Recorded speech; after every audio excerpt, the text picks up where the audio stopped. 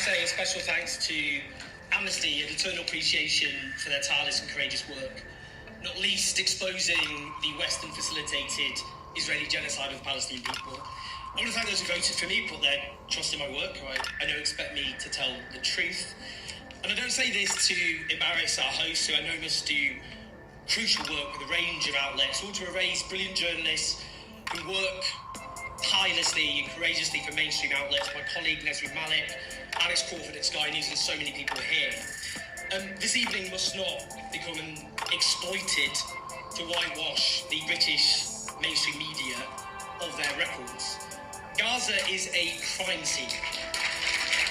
Dust it off, and you will find the fingerprints of British editors and British journalists amongst the apocalyptic rubble. British media outlets, including some represented here today, have not been passive bystanders in one of the great crimes of our age, but they have been active participants. From the very beginning, there was an avalanche of genocidal and criminal statements of intent by Israeli leaders, and yet the Western media buried these statements or simply didn't cover them at all, let alone frame their coverage around them, despite them offering the most accurate roadmap to what Israel, in fact, went on to do. Even today, Western media outlets refuse to accurately reflect unambiguously genocidal official Israeli policy. There hasn't even been the slightest pretense that Palestinian life has any worth whatsoever. The lie of beheaded Israeli babies received infinitely more outrage and coverage than the actual mass butchering of Palestinian babies it was used to justify.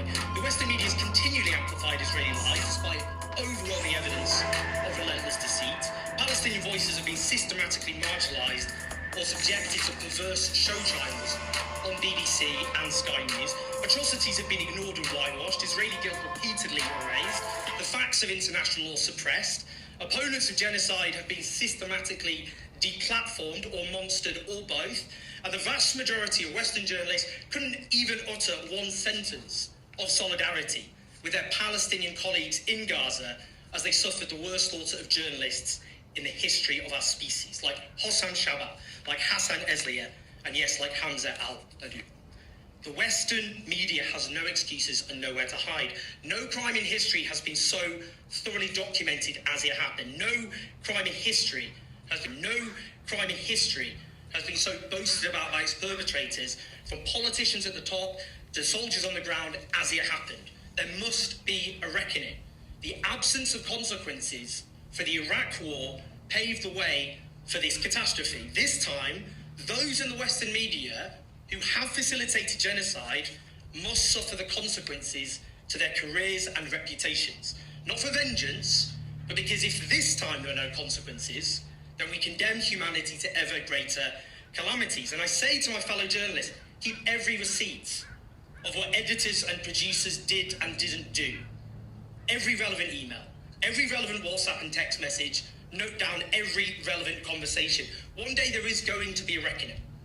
And the superiors who made these decisions should be forced to defend their decisions in front of the whole world. This is the biggest scandal of Western journalism in modern history. And I know those complicit in our media, I know those complicit in this genocide believe they are protected in perpetuity by an iron dome of Israeli impunity, reinforced by anti-Palestinian racism, but that is already crumbling in real time.